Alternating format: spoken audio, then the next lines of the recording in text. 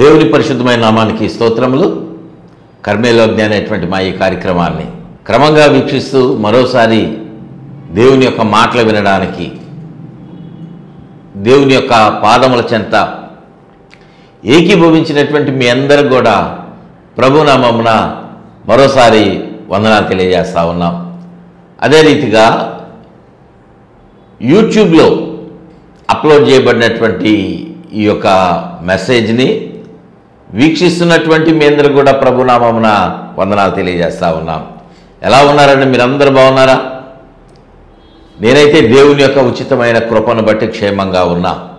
మీరు కూడా అలానే క్షేమంగా ఆరోగ్యంగా దేవుని యొక్క కృపలో మీరందరూ వర్ధిల్లుతున్నారని నేను ఆశపడతా ఉన్నా. మనమందరం దేవుని యొక్క వాక్యాన్ని ధ్యానం చేసుకోవడానికి సిద్ధపడదామా? మనమందరం కూడా మూలాంశముగా అపోస్తుడైన పౌలు కొలస్సీ పట్టణంలో ఉన్నటువంటి సంఘానికి వ్రాసినటువంటి పత్రికలో, కొలస్సీలకు రాసినటువంటి పత్రిక 3వ అధ్యాయము 6వ వచనాన్ని మనము ధ్యానాంశముగా చదువుకుందాం. వాటి వలన దేవుని ఉగ్రత అవిధేయుల మీదకి వచ్చును. వాటి వలన దేవుని ఉగ్రత అవిధేయుల మీదకు వచ్చును.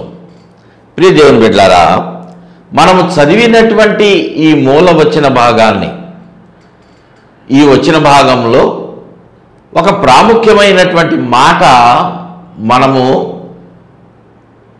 వినబోతా ఉన్నాం. పరిశుద్ధాత్మ దేవుడు మనకు నేర్పించబోతా ఉన్నాడు. వాటి వలన దేవుని యొక్క ఉగ్రత అవిధేయుల మీదకు వస్తుందని ఒక ప్రాముఖ్యమైనటువంటి మాటను పరిశుద్ధాత్మ దేవుడు వ్రాసి ఉంచినటువంటి మాటను నేటి దినాన మనకు జ్ఞాపకం చేస్తూ ఉన్నాడు. దేవునికి స్తోత్రం చెల్లిద్దామండి. హల్లెలూయా. ఎందుకు స్తోత్రం చెప్తున్నాను అంటే, ఒక హెచ్చరిక ఇక్కడ కొలస్సీ పట్టణంలో ఉన్న సంఘానికి పరిశుద్ధాత్మ దేవుడు పౌలు ద్వారా తెలియజేసినటువంటి వాడుగా ఉన్నాడు. వాళ్ళకి కొలస్సీలకు తెలియజేస్తే మాకెందుకండి, మేమెందుకు స్తోత్రం చెప్పాలి అనుకోవచ్చు. కానీ అది అక్కడితోటే ఆపివేసి ఉన్నట్లయితే నేటి దినాన ఈ బైబిల్ గ్రంథంలో ఈ పత్రిక, ఈ భాగము 3వ అధ్యాయంలో ఈ వచనము ఉంచేటువంటి వాడు కాదు దేవుడు. అర్థమైందా నా మాట? దేవుడు మన కొరకు ఈ మాట దాచి ఉంచాడు అంటే అది మనకు అవసరమైంది అని అర్థమే కదా. ఎందుకంటే నేటికి కూడా ఈ వచన భాగం ద్వారా హెచ్చరించబడుతున్నటువంటి వాళ్ళు చాలామంది ఉన్నారు. వారి ప్రవర్తనను బట్టి ముఖ్యంగా ఇక్కడ మనం నేర్చుకోవాల్సినటువంటి మాట ఏమిటి అంటే, అవిధేయుల మీదకు దేవుని ఉగ్రత రాబోతా ఉంది, వస్తుంది అని చెప్తా ఉన్నాడు.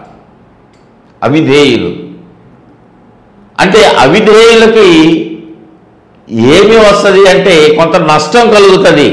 వారు చూపించినటువంటి అవిధేయతను బట్టి, దేవుని యొక్క మాటకు లోబడిన తనాన్ని బట్టి, దేవుని యొక్క ఆజ్ఞలు పాటించకుండా వారి ఇష్టానుసారముగా నడిచినటువంటి నడకను బట్టి, ఏదైనా సరే దేవుడు మనకు ఒక మాట చెప్పాడు అంటే దానికి లోబడకపోవటమే అవిధేయత. అవిధేయులను దేవుడు ఉట్టిగా విడిచిపెట్టట్లా, వారికి కొంత శిక్షను, నష్టాన్ని కలుగు చేసేవాడుగా ఉన్నాడు. అంటే ఈ మాట ఈరోజు పరిశుద్ధాత్మ దేవుడు మనతో ఎందుకు మాట్లాడుతూ ఉన్నాడు అంటే, నీవు నేను నష్టపోకూడదు. దేవునికి మహిమ చెల్లిద్దాం. హల్లెలూయా. మనము నష్టపోవటం దేవునికి ఇష్టం లేదు. మనము నాశనము కావడం దేవునికి ఇష్టం లేదు. మనము అపవాది చేతిలో ఉండటం దేవునికి ఇష్టం లేదు. అనారోగ్యంగా ఉండటం దేవునికి ఇష్టం లేదు. నష్టాలతోటి మనం ఉండటం దేవునికి ఇష్టం లేదు. అశాంతిగా లేకపోతే దుఃఖపడేటువంటి మనసును, కుటుంబంలో వేదన, ఇలాంటివి ఉండడం దేవునికి ఇష్టం లేదు. అందుకే ఆయన దేవుని యొక్క మాటను తృణీకరించి నడుస్తున్నా కూడా మన పట్ల ఆయన ప్రేమను చూపిస్తూనే ఉన్నాడు. అంటే ఒకప్పుడు చూపించాడు, నిన్న దినాన్ని చూపించాడు, నేడు కూడా చూపిస్తూ ఉన్నాడు. దేవునికి స్తోత్రం చెల్లిద్దాం. హల్లెలూయా. ఆయన ప్రేమ చాలా విశాలమైనదండి. ఆయన ప్రేమ చాలా లోతైనటువంటిది. ఆ ప్రేమను గుర్తించలేక మానవుడు నశించిపోతా ఉన్నాడు, దేవుని మీద తిరుగుబాటు చేస్తూ ఉన్నాడు. ఇక్కడ మనం చదివినటువంటి యొక్క 6వ వచనంలో అంటున్నటువంటి మాట, వాటి వలన దేవుని ఉగ్రత అవిధేయుల మీదకు వస్తుంది. అవిధేయులకు కలుగుతున్నటువంటి నష్టాలు నేటి దినము మన యొక్క అంశం. అవిధేయులు నష్టపోతా ఉన్నారు. ఇక్కడ కొలసీ పట్టణస్థులు నష్టపోయారు. ఏ విషయంలో నష్టపోయారు అంటే వాటి వలన అనేటువంటి అక్కడ ఒక మాట వ్రాయబడింది కదా, వేటి వలన అది మనం ఆలోచించేయాలి. కొలసీలకు రాసిన పత్రిక 3వ అధ్యాయము దాని ముందు వచ్చిన 5వ వచనం చదివితే, కావున భూమి మీద ఉన్న మీ అవయవములను, 5వ వచనం చదువుతున్నాం కదా, భూమి మీద ఉన్న మీ అవయవములను అనగా జారత్వమును, అపవిత్రతను, కామాతురతను, దురాశను, విగ్రహారాధన అయిన ధనాపేక్షను చంపివేయుడి అని ఒక హెచ్చరిక చెప్తా ఉన్నాడు. ఒక జాగ్రత్త మాట ఇక్కడ తెలియజేస్తా ఉన్నాడు పరిశుద్ధాత్మదేవుడు. ఎందుకంటే ఆయన ప్రేమ కలిగిన వాడు కదా, ప్రేమగా చెప్తుంటే మనం వినట్లా. అందుకే మీకు నష్టం వస్తుంది అని ఒక హెచ్చరిక.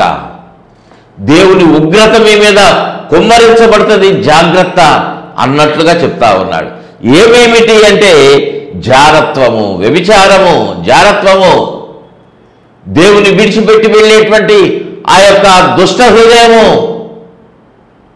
విగ్రహారాధన, అది జారత్వముతో సమానం. దేవుని కాకుండా వేరొకరిని మనము పూజించినా ఆరాధించినా దేవుడు దాన్ని ఎలా చూస్తాడో తెలుసా? అది వ్యభిచారంలాగా దేవుడు చూస్తాడు.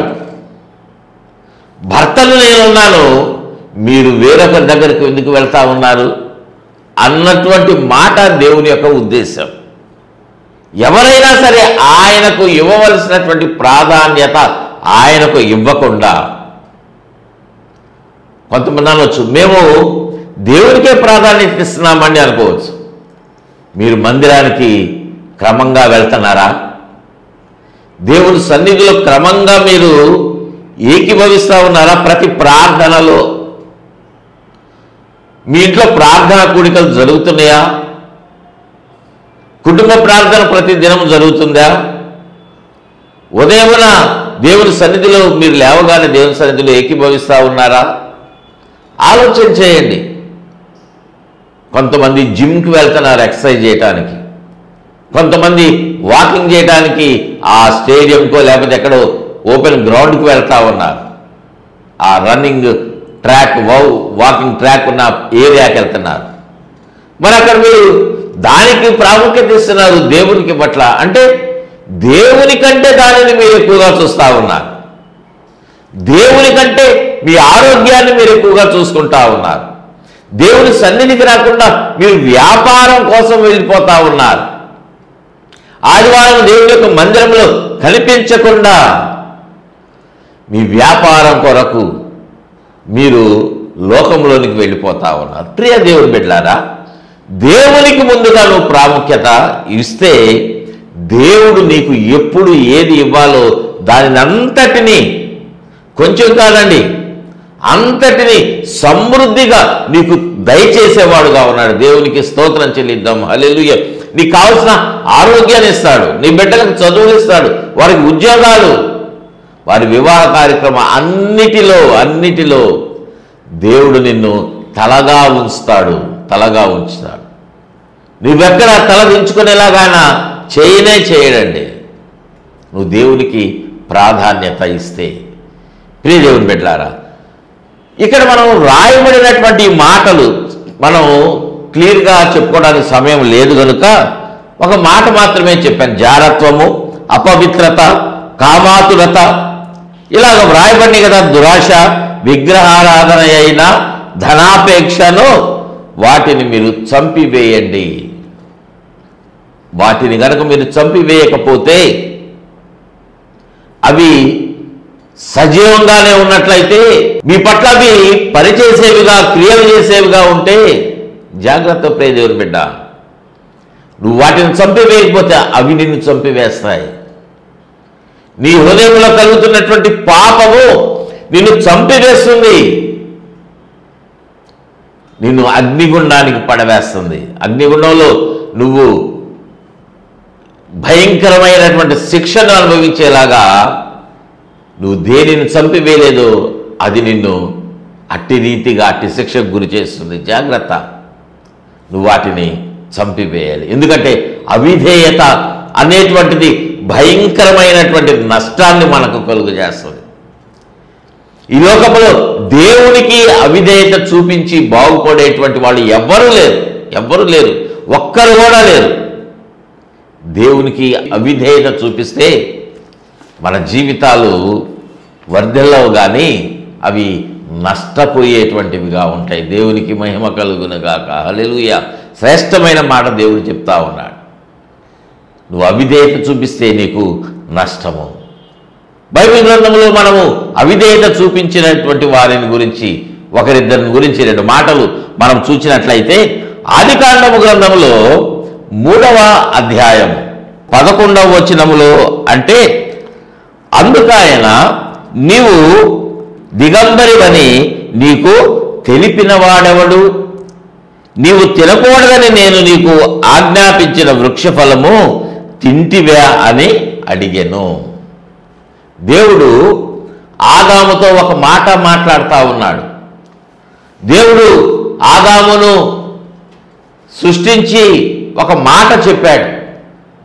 ఏదైనా తోటనే పాడు చేసి అందులో ఆదామును పెట్టి అంటున్నటువంటి మాట ఏంటంటే, ఈ తోటంతా మీరు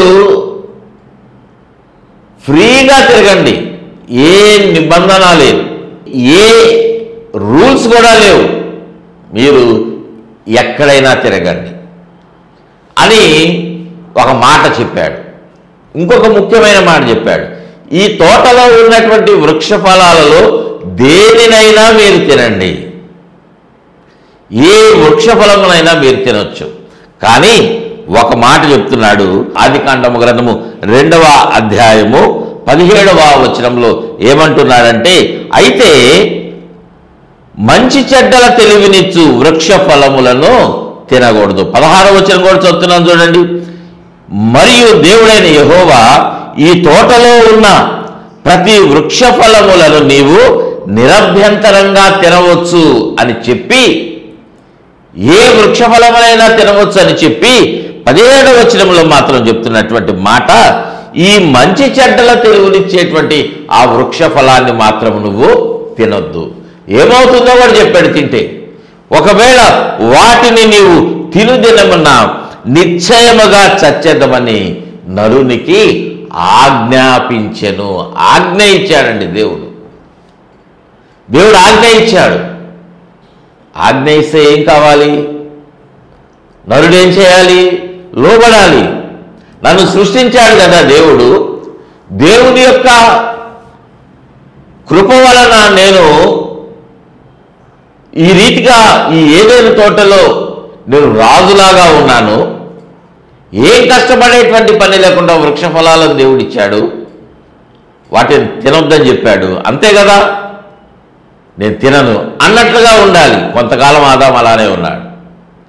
కానీ సాటి అయిన సహాయము హవ్వ తయారు చేయబడినటువంటి మీదట వారిద్దరూ కలిసి ఉన్నటువంటి సమయమున సాతాను అపవాది శోధించి హవ్వ చేత ఆ యొక్క వృక్ష ఫలములను దేవుడు ఏ ఫలమైతే తినొద్దన్నాడో దానిని తినేటువంటి స్థితికి, అవిధేయతకు అపవాది గురి చేశాడు. ప్రియ దేవుని బిడ్డలారా, ఆ తర్వాత ఆదాము కూడా తిన్నాడు. వారు ఎలా ఉన్నారో, దిగంబరులుగా ఉన్నారనేటువంటి సత్యాన్ని వాళ్ళు తెలుసుకున్నారు. ఆ మాట ఇక్కడ దేవుడు 11వ వచనంలో అంటున్నాడు, నీవు దిగంబరువని నీకు తెలిపిన వాడెవడు? నేను నీవు తినకూడదని నీకు ఆజ్ఞాపించిన వృక్ష ఫలమును నీవు తింటివా అని అనెను. దేవునికి మహిమ కలుగునగాక. హల్లెలూయా. దేవునికి అన్నీ తెలుస్తాయి కదా. దేవుడు వచ్చాడు, వారు చెట్టు చాటును దాక్కున్నారు. అదమ్మా ఎక్కడున్నారని పిలిస్తే కారణం ఏంటంటే తప్పు చేశారు. తప్పు చేసినటువంటి వ్యక్తి బయటకు రాలేడు కదా, తప్పించుకొని పోతా ఉంటాడు. ఈ లోకంలో ఉన్నటువంటి వాళ్ళు, తప్పు చేసినటువంటి వాళ్ళు, దొంగతనం చేసిన వాళ్ళు ఇలానే తిరుగుతూ ఉన్నారు. పోలీసులు కనిపిస్తే భయపడిపోతూ ఉంటారు కదా. అమ్మో నన్ను పట్టుకుంటారేమో, నా సంగతి తెలిసిందేమో, నేనే అని తెలిసిందేమో, నన్ను జైల్లో వేస్తారేమని భయం. అట్లానే వీరిద్దరు కూడా చెట్టు చాటుకు వెళ్ళి దాక్కున్నారు. ప్రియ దేవుని బిడ్డలారా, ఆ తర్వాత వారు జీవితంలో అనుభవించినటువంటి నష్టాలేంటో తెలుసా? దేవుని ఉగ్రత అవిధేయుల మీదకు ఎలాగా వచ్చి నష్టాన్ని కలుగు చేస్తుందో తెలుసా? చూద్దాం రండి. ఆదికాండం గ్రంథము 3వ అధ్యాయము 16వ వచనంలో దేవుడు మాట్లాడుతూ అంటున్నాడు, ఆయన స్త్రీతో, నీవు ప్రయాసమును గర్భవేదనను నేను మిక్కిలి హెచ్చించెదను.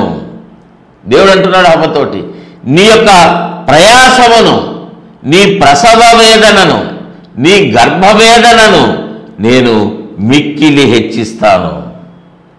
అంతకు మునుపు నీకు ఎలాంటి ప్రయాసం లేదు కదా, ఎలాంటి బాధ అనేటువంటిది లేదు కదా, కానీ వాటిని నేను కలుగజేసి నీకు ఎక్కువగా నేను అనుభవించేట్లుగా చేస్తాను అని చెప్పి ఒక మాట చెప్తున్నాడు, వేదనతో పిల్లలను కందువు.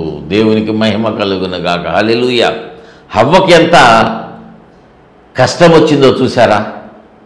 దేవుని యొక్క మాటను మీరినందుకు, అవిధేయత చూపించినందుకు వారు అవిధేయులుగా మార్చబడి దేవుని యొక్క కోపము, ఉగ్రత వారి మీదకి దిగి వచ్చి దేవుడు చెప్తా ఉన్నాడు, నీవు వేదనతో పిల్లలను కంటావు.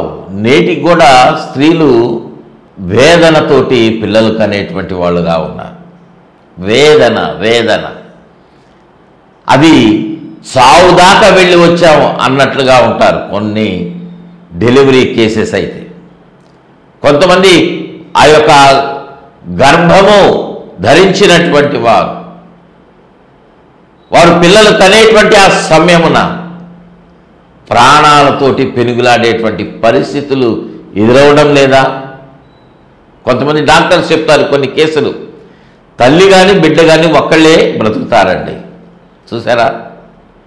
ప్రాణం పోయేటువంటి పరిస్థితి. మేము చెప్పలేమంటున్నారు. వేదన. ఆ మాట మాట్లాడంటున్నాడు, నీ భర్త ఎడల నీకు వాంఛ కలుగును, అతడు నిన్ను ఏలును.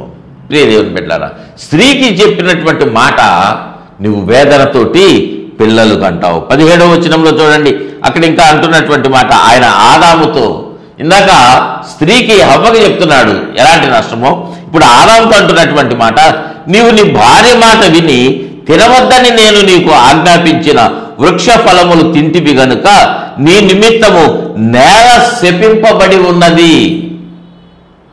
నీ నిమిత్తము, ఆదామా నీ కోసమే నేలను శపిస్తున్నానయ్యా, నీ నిమిత్తం నేల శపించబడింది. అది నష్టమే కదా. ఎందుకు, ఎలాగా అంటే నేల శపింపబడి ఉన్నది, ప్రయాసముతోనే నీవు బ్రతుకు దినములన్నీ దాని పంట తిందువు. ప్రయాస పడితేనే, కష్టపడితేనే ఆ యొక్క నేలలో నుండి వచ్చేటువంటి పంటను తింటావు. దేవునికి మహిమ. హల్లెలూయా. పంట పండితేనే నేటి దినాన మనం తినగలుగుతా ఉన్నాం, బ్రతకగలుగుతా ఉన్నాం, మనం జీవించగలుగుతా ఉన్నాం. అది దేవుడు ఆదాముకి ఇచ్చినటువంటి నష్టము, శాపము. ప్రియ దేవుని బిడ్డలారా, శాపము అనడం కంటే దేవుని మాట దాటినప్పుడు మానవునికి ఆదాముకి కలిగినటువంటి గొప్ప నష్టం. నేటికి మనం అనుభవిస్తూ ఉన్నాం దాన్ని. నేటి దినాన రైతు పంట పండించకపోతే మనకు ఆహారం లేదు. పంట పండిస్తున్నాడు రైతు, ఎండనక వాననక ఎంతో కష్టపడి పనిచేస్తూ ఉన్నారు కదా రైతులు. వారి ద్వారానే మనకు ఆహారం. నేల శపించబడి ఉన్నది. ప్రయాసతో నీ బ్రతుకు దినములంతా దాని పంటను నీవు తింటావు. దేవునికి స్తోత్రం చెల్లిద్దాం. హల్లెలూయా. మరొక మాట కూడా మనం చూస్తే 19వ వచనంలో అక్కడ చెప్తున్నటువంటి మాట, నీవు మన్నే గనుక తిరిగి మన్నైపోవద్దు అని చెప్పాను. నువ్వు మట్టితో తయారు చేయబడ్డావు కాబట్టి నువ్వు ఎక్కడికి వెళ్ళిపోతావు? మట్టిలోకి. అంటే చావు నీకు రాబోతా ఉంది. అంతకుముందు నీకు మరణం లేదు. నా మాట వినక మునుపు, నా మాట విన్నప్పుడు నీకు మరణం లేదు. నా మాట ఎప్పుడైతే వినకుండా నువ్వు దానిని దాటిపోయావో నీకు మరణం అనేటువంటిది వస్తుంది. ఇది ఆదాము జీవితంలో కలిగినటువంటి నష్టము. మరొకటి కూడా మనం చూస్తే 24వ వచనం, 3వ అధ్యాయంలోనే 24వ వచనంలో, ఆదామును వెళ్ళగొట్టి ఏదేను తోటకు తూర్పు దిక్కున కెరూబులను జీవవృక్షమునకు పో మార్గమును కాచుటకు ఇటు అటు తిరుగుచున్న ఖడ్గజ్వాలను నిలవబెట్టెను. ఆదాము తిరిగి ఆ తోటలో ప్రవేశించకుండా దేవుడు అగ్నిజ్వాలను పెట్టినవాడు కావాలి. దేవుని బిడ్డ, ఎంత నష్టపోయాడు ఆదాము. ప్రతి దినము దేవుని యొక్క స్వరాన్ని, దేవుని మాటను విన్నటువంటి ఆదాము ఎంతగా నష్టపోతా ఉన్నాడు, ఎంతగా నష్టపోయాడు. మనం నష్టపోకుండా ఉండటానికి ఆయన తిరిగి వచ్చి నా మాట వినండి అని చెప్తా ఉంటే మనం దానికి కూడా అవిధేయత చూపిస్తూ ఉన్నాం. దేవుని బిడ్డారా, మరొక మాట చూచినట్లయితే సంఖ్యాకాండము గ్రంథము 20వ అధ్యాయములో 8వ వచనం నుండి 11వ వచనం వరకు చదవడానికి సమయం లేదు కాబట్టి నేను క్లుప్తంగా మీకు ఈ సందర్భాన్ని చెప్తా ఉన్నా. అక్కడ మోషేకు దేవుడు ఒక మాట చెప్తా ఉన్నాడు. తాగటానికి నీరు లేనని వాళ్ళు చెప్తున్నప్పుడు, ఆ బండలో నుండి నేను నీళ్లు నీకు చెప్తాను, నీవు ఆ బండతో మాట్లాడు అని చెప్తున్నాడు. ఆ బండతో నువ్వు మాట్లాడితే ఆ బండలో నుండి నేను నీకు నీటిని ఇస్తానని చెప్తే మోషే ఏం చేశాడు తెలుసా? తన దగ్గర ఉన్నటువంటి ఆ కర్రతోటి ఆ బండ మీద దానిని కొట్టినటువంటి వాడుగా ఉన్నాడు. ప్రియ దేవుని బిడ్డలారా, ఆ బండను 11వ వచనంలో వ్రాయబడింది. అప్పుడు మోషే తన చెయ్యెత్తి 2 మారులు తన కర్రతో ఆ బండను కొట్టగా నీళ్లు వచ్చాయి. నీళ్ళైతే వచ్చాయి, కానీ మోషే దేవుని మాట ధిక్కరించినటువంటి వాడుగా ఉన్నాడు. దేవుని యొక్క మాటను ధిక్కరించాడు, అనగా అవిధేయత చూపించినటువంటి వాడుగా ఉన్నాడు. ఎప్పుడైతే దేవుని మాటను ధిక్కరించాడో దేవుని యొక్క ఉగ్రత మోషే మీదకు దిగి వచ్చింది. అంతకాలము ఇశ్రాయేలు ప్రజలను సాత్వికత్వంతో నడిపించినటువంటి మోషే దేవుని మాట విననప్పుడు దేవుడు అంటున్నటువంటి మాట, సంఖ్యాకాండము గ్రంథము 20వ అధ్యాయము 24వ వచనములో, మీరు నా మాట వినక నా మీద తిరుగుబాటు చేసితిరి గనుక నేను ఇశ్రాయేలీయులకు ఇచ్చిన దేశమందు అతడు ప్రవేశింపడు. కనాను దేశంలో నువ్వు చూస్తావు కానీ నువ్వు అందులో అడుగు పెట్టవు మోషే అని దేవుడు మోషేతో చెప్తున్నాడు. ప్రియ దేవుని బిడ్డలారా, ఎంతో సాత్వికముగా, ఎంతోగానో లోబడినటువంటి హృదయముతో ఐగుప్తును విడిచిపెట్టి వచ్చినది మొదలుకొని ప్రయాణమంతా దేవునికి మొరపెడుతూ ఇశ్రాయేలుకు పక్షముగా దేవునికి ప్రార్థన చేసిన మోషే చివరకు కనానులో ప్రవేశించలేకపోయాడు. కారణం ఏంటంటే దేవుని యొక్క ఉగ్రత, అవిధేయత చూపించినందుకు ఉగ్రత మోషే మీదకి వచ్చేసిందండి. నువ్వు భక్తిగా ఉండొచ్చు, భక్తి జీవితాన్ని కలిగి ఉండొచ్చు, రక్షణ పొందినటువంటి అనుభవం, పరిచర్యలో ఉన్న అనుభవాలు కూడా ఉండవచ్చు, కానీ నువ్వు అవిధేయత చూపిస్తే పరలోకంలోనికి వెళ్ళలేవు. ప్రియ దేవుని బిడ్డలారా, దేవుని సన్నిధిలోనికి నువ్వు వెళ్ళలేవు. జాగ్రత్త. నువ్వు అవిధేయంగా ఉన్నట్లయితే నష్టపోతావు. నువ్వు అవిధేయత చూపించినట్లయితే నీకు నష్టం కలుగబోతుంది అనేటువంటిది దేవుని యొక్క హెచ్చరిక, దేవుని హెచ్చరిక. చివరిగా మనం చూసినట్లయితే యెహోషువ గ్రంథంలో ఆకానుని గురించి దేవుడు చెప్తా ఉన్నాడు. ఆకాను ఎలాంటి వాడుగా ఉన్నాడు అంటే దేవుడు ఆజ్ఞాపించాడు, శపితమైనటువంటి దానిని మీరు తీసుకోవద్దు, శపితమైనటువంటి దానిని మీరు పొందుకోవద్దు అని చెప్తే ఆకాను ఏం చేశాడు? శపితమైనది తీసుకొని వచ్చి తన గుడారములో, తన టెంట్ కింద దాచిపెట్టాడు. ఆ తర్వాత వారు యుద్ధానికి వెళ్ళినప్పుడు హాయి మీద ఓడిపోయి వచ్చారు. కారణం ఏంటంటే దేవుడు అంటున్నాడు, మీరు అవిధేయత చూపించారు, నా మాట వినలేదు, అందుకు మీకు విజయము కోల్పోతున్నారు. ప్రియదేవుని బిడ్డలారా, మనము విజయము కోల్పోయినటువంటి పరిస్థితులు మన జీవితంలో కనిపించాయి. మన బిడ్డలకు మన జీవితంలో ఏదైనా, మన కుటుంబంలో ఏదైనా నష్టం కలుగుతుందంటే ఆలోచన చేయండి, దేవుని సన్నిధిలో అడగండి, ఎందుకు మాకు ఇలా జరిగింది, ఎందుకు ప్రభువా అని అడిగితే ఆయన స్పష్టంగా చెప్తాడు. మీరు ఎక్కడ అవిధేయత చూపించారు, ఎక్కడ అవిధేయత చూపించారు? మీ బిడ్డలు తప్పిపోతున్నారేమో, మీ బిడ్డల భవిష్యత్తు పైకి చక్కగా ఉందేమో, ఎక్కడో గల్ఫ్లో లేకపోతే యుఎస్లోనో ఆస్ట్రేలియాలోనో యూకేలోనో ఉండి చక్కగా సంపాదించుకుంటారు, చదువుకున్నారని భ్రమపడుతున్నారేమో, కానీ వాళ్ళ భవిష్యత్తు ఎలా ఉందో నష్టపోతారేమో. అవిధేయత వద్దు. ప్రియదేవుని బిడ్డలారా, దేవునికి విధేయులుగా జీవించండి. దేవుని యొక్క ఉగ్రతకు బదులు ఆయన ప్రేమ మీ మీద కుమ్మరించబడటానికి ద్వారములు మీరు దేవుని పక్షముగా ఉండి ప్రార్థన చేయండి. దేవుడు మీకు అటువంటి కృప దయచేయునుగాక. ఆమేన్. ప్రార్థన చేసుకుందాం. స్తోత్రం నాయన, ప్రేమ కలిగిన తండ్రి, మహాపరిశుద్ధుడా, మహోన్నతుడా, ఈ మాటలు మేము వినడానికి మీ సన్నిధిలో మాకు గొప్ప మంచి అవకాశము ప్రేమతో ఇచ్చారు, మీకు వందనాలు. అవునయ్యా, మా జీవితంలో ఎన్నోసార్లు మీ మాటలు మేము విన్నాం, ఎన్నో సంవత్సరాల నుంచి వింటున్నాం. ఈ మాటకు మేము లోబడటం లేదేమో, అవిధేయత చూపిస్తున్నామేమో, ఎంతో నష్టపోయినటువంటి పరిస్థితులు ఎదురవుతున్నాయేమో. మమ్మల్ని జ్ఞాపకం చేసుకోండి నాయన, నన్ను జ్ఞాపకం చేసుకోండి మా తండ్రి. మీ ప్రేమను కుమ్మరించండి, మీ ఉగ్రత నిలిపివేయండి నాయన. మమ్మల్ని అందరినీ జ్ఞాపకం చేసుకోండి. ఈ మాటలు వింటున్న వారందరికీ మీ ప్రేమతో కూడిన మాటలు నాయన వారిని తెలియజేసి వారు పొందుకోవటానికి, అందుకు లోబడటానికి సహాయం చేయండి. మీరు చెప్పిన మాట ప్రకారమే మేము జీవించే జీవితం మాకు దయచేయమని కార్యక్రమం చూస్తున్న ప్రతి ఒక్కరిని మంచి ఆరోగ్యంతో నింపి మంచి భవిష్యత్తు వారందరికీ అనుగ్రహించి మీ యొక్క రక్షణలో వారు కొనసాగి మీ సన్నిధిలో నిత్యత్వంలో చేరే కృపను దయచేయమని ఈ కార్యక్రమాన్ని స్పాన్సర్ చేసిన బిడ్డను కూడా మీరు దీవించి ఆశీర్వదించి మంచి భవిష్యత్తు దయచేయమని మహిమాగంత ప్రభావాలు మీకే ఆరోపిస్తూ మమ్మల్ని అందరినీ మీకే సమర్పించుకుంటూ యేసయ్య నామమున అడిగి వేడుకుంటున్నాం తండ్రి. ఆమేన్, ఆమేన్, ఆమేన్. తండ్రి దేవుని ప్రేమ, ప్రభువు రక్షకుడైన యేసుక్రీస్తు వారి కృప, పరిశుద్ధాత్మదేవుని యొక్క అన్యోన్యమైన సన్ని సహవాసం సదాకాలం తోడుగా ఉండి నడిపించి బలపరిచి వర్ధిల్ల చేయునుగాక. Amen, amen, amen. God bless you all.